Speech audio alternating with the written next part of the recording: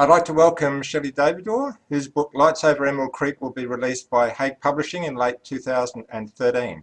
Shelley, tell us a little bit about yourself.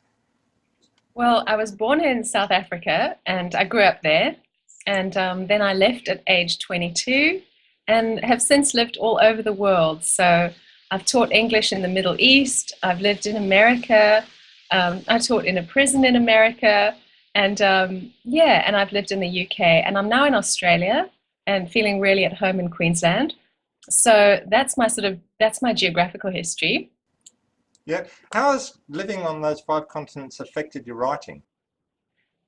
I think quite significantly. Living in the Middle East was a very interesting experience because the landscape is very science fiction-y.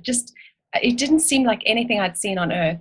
So first of all, landscape plays a huge part in influencing writing, and for me anyway. And then of course meeting so many different people all over the place, you really get a much broader sense of human beings and what human beings are like. The good and the bad. So that's been incredible. As a writer, I relish that and welcome it. It's been great, yeah. When you were in the Middle East, did you go to Dubai? No, I flew through Dubai, but live in Dubai. We lived in Doha in Qatar, so close by, but not actually in Dubai. How's their architecture? Is it the same as Dubai and rather surreal? Yeah, some of it was. We taught at the university there, and the entire campus was built up out of a whole series of hexagonal structures. So, and all the numbering was completely non-sequential. And the idea was, when I asked some of my Middle Eastern friends, why is room 246 next to room 8? I'm always getting lost. They said, it's because if a thief comes in here, we'll get lost. So it's like, yeah, what about the English teacher? She can never find class.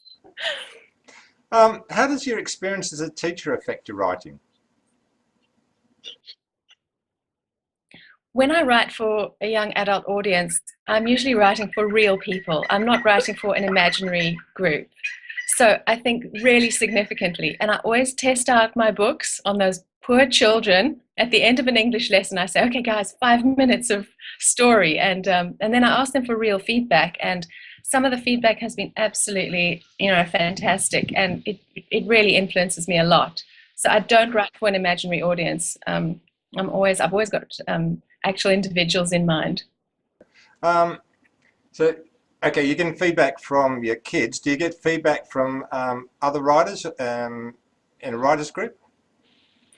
I used to be in a really wonderful writers group in America with 6 women, and that was absolutely fantastic. Since then, I don't get that feedback from other writers. I usually give my manuscripts to my husband, who's also a writer, and luckily he's very honest. He doesn't just say, you're great. He says, doesn't work, or things like that. So actually, I don't know if I'm allowed to say this, but let me tell you that I'm doing my doctorate in creative writing, and I gave the manuscript of Lights Over Emerald Creek to my supervisor. It was going to be my thesis. And he said to me, bin it, it's rubbish, bin it. And I said, what? And I just smiled and I walked out and I thought, great, I'm going to finish it and I'm going to try and get it published. And so thank you, Andrew. That's all right. I love the story. How, when and why did you start writing? I mean, you could say how you no, actually, just when did you start writing and why did you start writing? I started my first story, I think I was about 7 years old. So I've been writing stories for as long as I can remember, as I'm sure so many people, do. I first thought of myself as a writer at about 13 when I wrote my first full-length novel.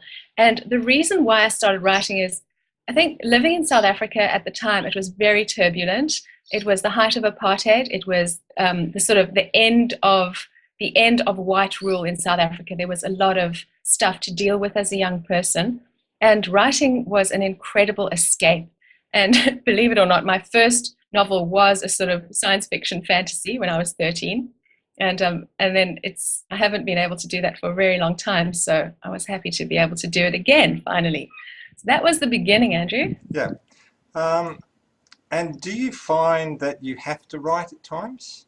I mean, if you stay away from writing for too long, you start to neglect. Yeah. Definitely.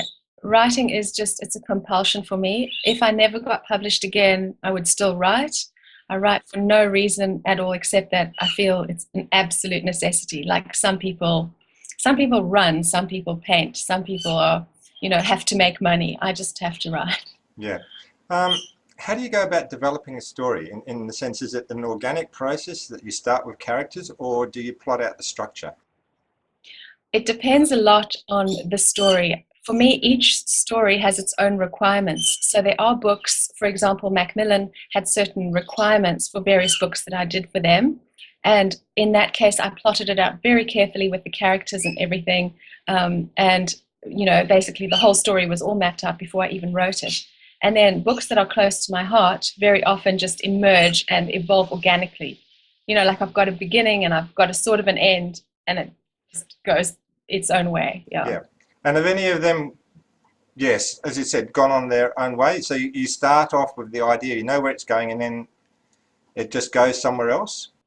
Yeah. And sometimes, the characters start writing themselves. And I know writers can relate to this experience. And it really is bizarre because, of course, I'm in control, I'm the author. But, characters start saying stuff. And as it evolves, you start thinking, nah, it's not going to be what I thought. This is something else. And I've learned now, I think I've done this enough to trust that.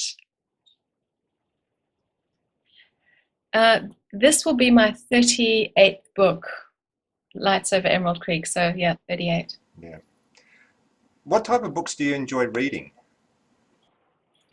It's kind of odd at the moment, nonfiction. So I'm really interested in science and neuroscience and lots and lots of nonfiction at the moment. So it has been different in the past. I've enjoyed fiction very much, and yeah, it changes. But I find when I'm writing fiction, I need to read something completely different. So, and I find the nonfiction informs fiction. I don't want to copy other authors. I don't want to be influenced by them.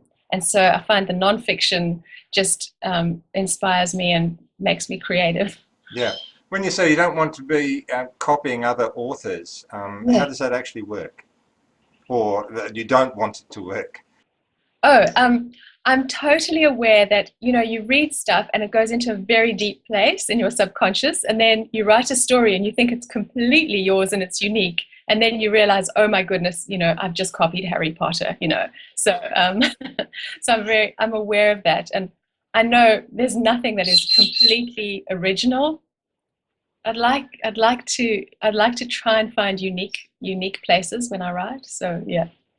Um, okay, now, what words of advice do you have for aspiring writers? The only difference between a published author and a non-published author, I think, is persistence. Because I've been so persistent. I've left a whole lot of people by the wayside who have said, "Oh, I'm not doing that. It's just too hard, too unrewarding." I've been at it religiously since I can remember, and I'm still at it, and I'm never going to give up. And I just say, persist. If you have a vision, just believe in it. And even when people tell you to bin it or throw it away, if you believe in it, then keep on with it. Sometimes those people are right. Sometimes you should bin it, but at other times you just have to continue. So yeah, it's a lot to do with that. Okay, Shelley, thank you for talking to us. This is the end of part one. In part two, Shelley will talk to us about her latest book, Lights Over Emerald Creek. I hope you'll join us.